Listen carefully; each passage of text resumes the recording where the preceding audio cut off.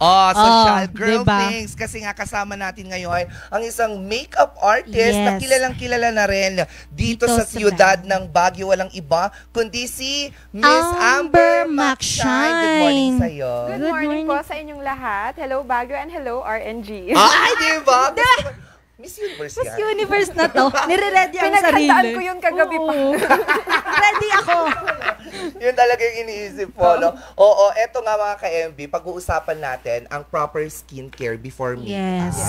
Oo, kasi gaano nga ba kahalaga ang skin preparation or skincare bago ka mag-makeup, Miss Amber? Okay. Importante po ang skin prep before makeup kasi it helps with the longevity of your makeup. At the same time, it acts as a barrier. So, para yung dirt kapag kunwari lumabas ka or nauusukan ka, at least may barrier yung skin mo before the makeup. So, hindi madaling ma-damage yung skin mo. I see. So, maganda pala yun, ano? Yes. Pero maraming misconceptions dito sa skin prep. Yes, Oo. actually, ang akala ng mga clients is kapag marami kang nilalagay, ano yan, ang daming layer ng nilalagay na makeup, mas makapal. No po. Yung skin prep po or skin preparation are composed of products that will help the skin glow, that will help the skin, help the makeup stick better sa skin mo. So, ma-absorb siya ng skin. So, hindi siya magmumukhang makapal. Pero Miss Amber, is it necessary po na kailangan makompleto yung 10 steps ng skin routine bago mag-proceed sa makeup? Oh, actually, hindi naman siya kailangan 10 steps. I actually have 4 lang sa aking client. So, that's cleanse, moisturize, protect, and then mattify. Ayun. So, ang nagawa mo na sa mukha ko, Kompleto na po. ay! So, Meron na yan? so okay na to. Diba, Yes, so nag-glow? you can do your makeup na after. So, Diba? yes. As you can see, nag-glow ang skin ni Miss Bea. Ayan, oh. Mukha akong tuko. na walang makeup. Beautiful naman, oh. Look, Oh, diba? At saka maganda Walang talaga yung pores. skin ko. Yes, walang pores. Hindi ka mahihirapan talaga dyan. Yes. Kasi ganyan talaga kalinis yan. Wow! Ayan na Oo. tayo. So, after nito, yung ang unang layer na nilagay mo, yung sa, ano yung number 1 step mo? Cleanse po. So, nilinis ko muna yung skin. Dapat make sure na laging malinis yung skin before you do your makeup. Yun. So, cleanse muna yung using, of course, cleanser or micellar water, mga ganun. Tapos after nun, And then, after that, moisturize po your skin using moisturizer. Pwedeng serum, pwede ding, ayun, yung mga ganon. So, sige, tuloy mo lang sa akin habang nagsasalita. You can okay. start. Oo. Yes. okay, then after the moisturizer, you can protect using the sunscreen. So, yun, gumagamit din ako ng sunscreen, especially for clients na outdoor. Like, for example, yung mga nagdidibu, debut photoshoot, or yung mga nagpe-prenup, mga ganun po. So, sa mga ganun, kailangan kong lagyan ng sunblock para hindi sila ma-sunburn. Yes. Kasi very important Yeah, yung, necessary. yung sunblock, Sunblock, number sunscreen. 1 yun. Yes. Yes, important ang sunblock. Ha, tire black? Grabe ka, Sir Leo. Sir Leo is to west na talaga. Oo, nakakaloka Na-shout ka. out. Na-shout out ka Yes. tuloy. Oo, ala, importante so ngayon, kayo. natapos na yung 4 na steps natin Yes po.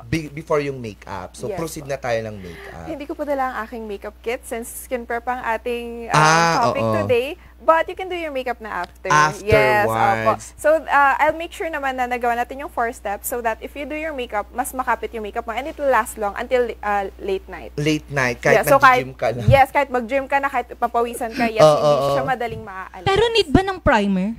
Yes po, Yan. important po ang primer. Oh. Ano pa yung iba nating kailangan? Oo. Okay. Ang kailangan... Yung remember na, yung dapat nating i-remember. Yes. Okay. Kasi may mga makeup ako dyan, kunin ko na. Pwede. Oo, yes, kunin ko please. na. Okay, Sige, okay. oo. Ayan, no. Ayun, no? Ready ka pala. Ready Hindi tayo. pa payag si Miss Bea na bare face siya today. Hindi Diba? ko talaga kaya kasi dapat mamaya pagkakanta tayo sa kantagahan, may mukha ako. Okay. May sure. mukha. Okay. Ngayon baburado. Oo. So, Pura ano ngayon. lang, ano yung mga things that we need to remember? Yes. Okay. Need mo ng cleanser, moisturizer, sunblock, and primer. Primer yung pinakahuli before you apply your makeup. Ayun. So, yun po yung dapat na steps na sundan. Hindi mo siya pwedeng pagpalit-palitin. Oo. So, ibig bang sabihin nito kapag na-miss out mo yung mga bagay-bagay, masisira ba? Or kailangan dapat kumpleto siya? Yung sunblock po is optional lang naman sa mga clients kasi meron yung mga hindi sila sanay dun sa feeling ng may sunblock, lalo pag nag-white cast.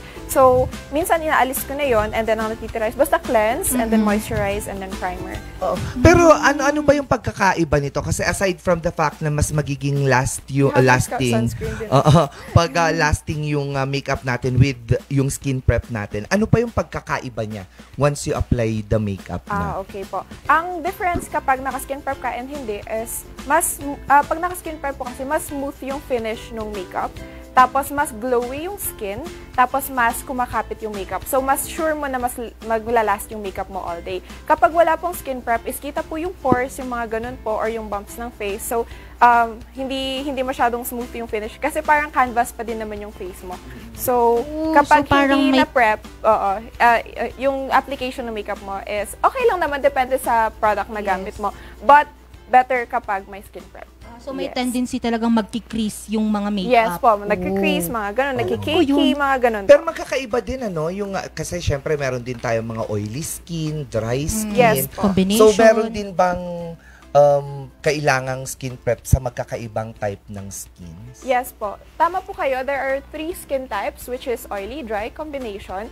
And then, we ask our clients kung ano yung skin type nila before we do their makeup. Kasi for example, oily si client, more on mattifying tayo.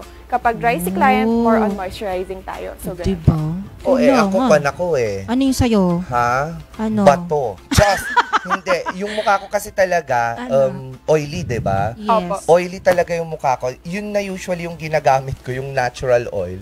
Para anong tawag mo dito? Shiny. Yung mukha siyang may highlighter. Oo, yun na siya. So, nagagamit ko na. So, hindi ko na kailangang mag-highlighter, hindi, ganon. yung spray. Ano na ba yun?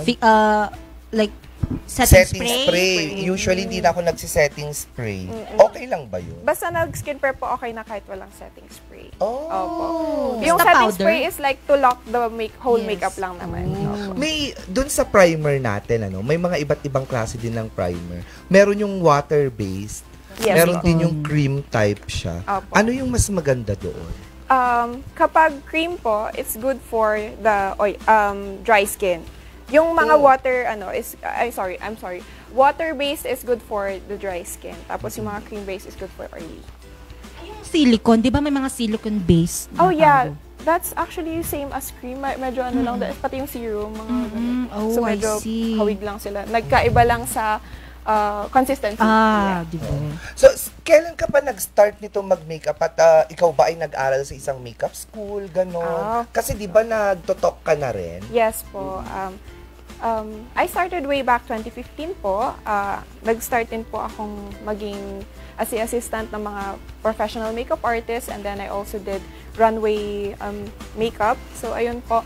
It helped me a lot kasi I'm a working student. So, yun ang nagpaaral sa akin. So, lahat ng clients ko, thank you. Kasi kayo po nagpaaral sa akin ng college. Diba? High ko. Yes. Ayan, yes. Even senior high? Yes po. Since senior high po, I was already independent. And makeup helped me sa pagpa-finance ng education ko. Ay, ang ganda Diba? naman nun. Yes po. Oo. So, hindi naman naging sagabal yun Yes. sa pag-aaral. Hindi naman po. Kasi madaling, minsan, wedding po namin, call time 3 a.m. Tapos may pasok po ako 9 o'clock. So, pwede ko po siyang isingit before Pero yun nga lang po, pagod ako whole day. Oo, totoo Opo. din. Kasi nakakapagod ang mag-makeup. Kasi kung sarili mo nga na mini-makeup nakakangalay na. Paano pa yung iba? Ano usually yung mga nagiging problema natin kapag nagme-makeup ka sa mga clients mo? Yes.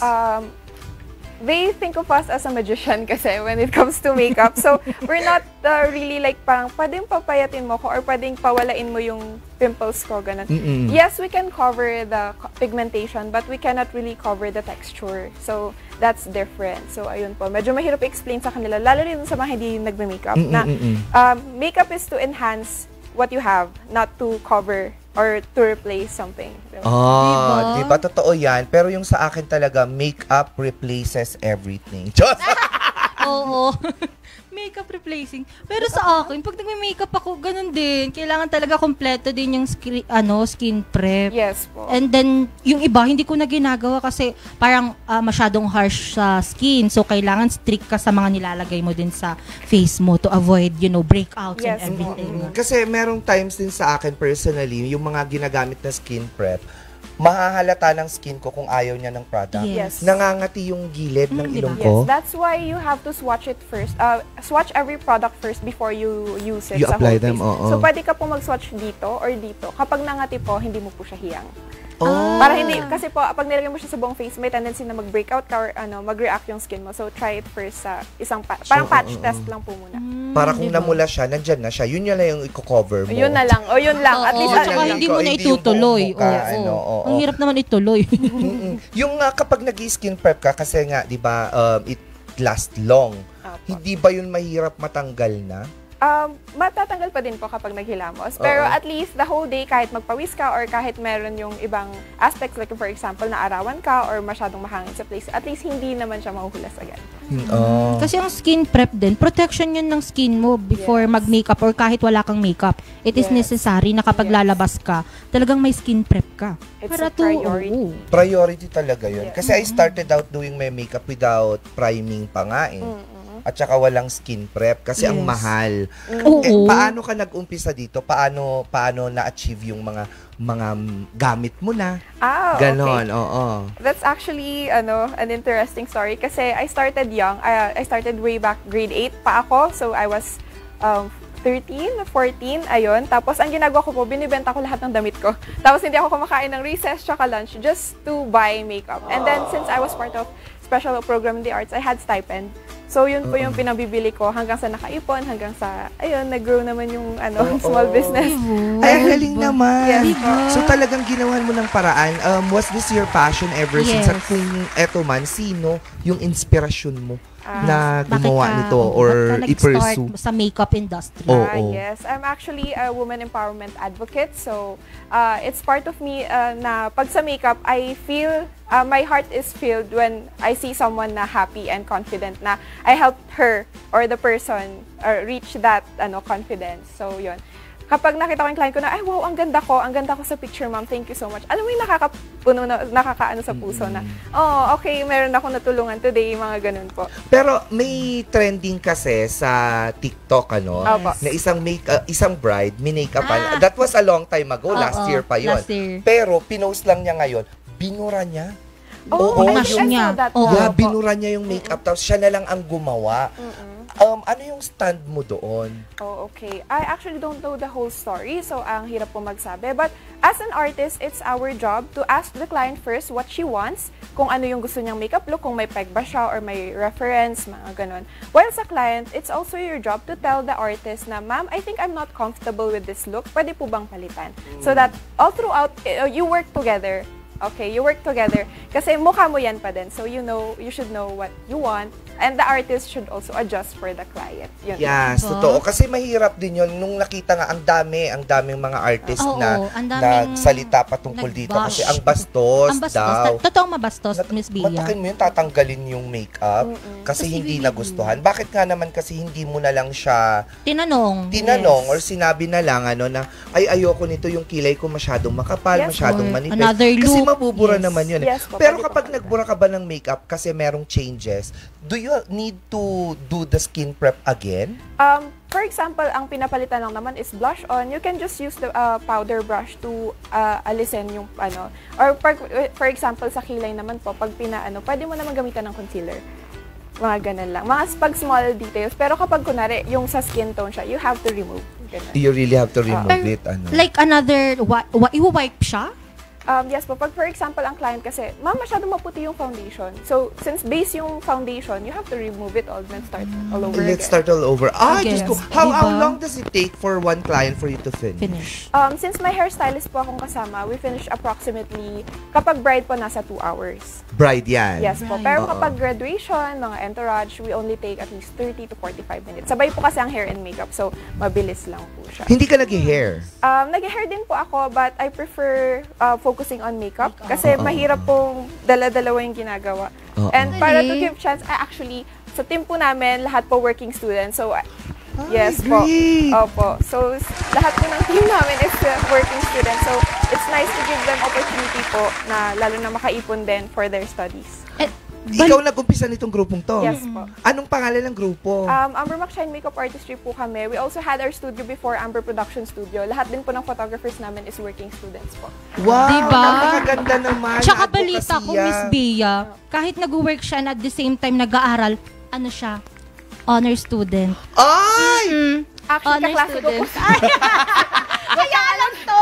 Hala, nakakatuwa naman. Napakagandang advokasya kasi the fact na you're helping people to boost their confidence. At the Yes. same time, tinutulungan mo din yung mga kasamahan mo para makapagpatuloy sa pag-aaral kahit gaano ang hirap ng buhay. O siya, Puyat. mga ka-MB, naku mamaya, malalaman natin kung ano magiging itsura ko sa kamay ng isang Amber Macshine. Oo.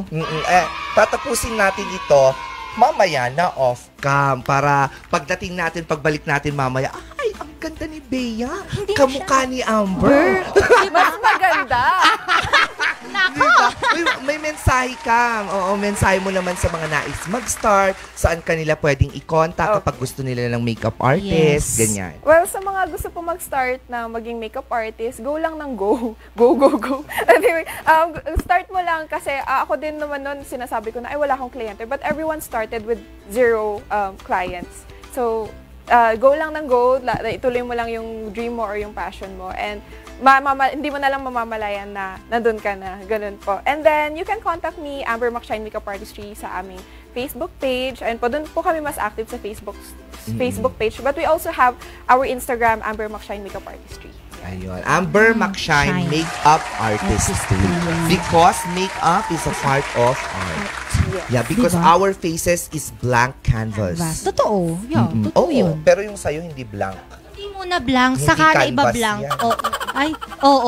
Yung brain lang minsan nabablank, pero ang face never mabablank. Oo. Parang feeling ko nga din, pink na pink ka today. Napaka-pretty mo Diba? din. Ano? Anyway,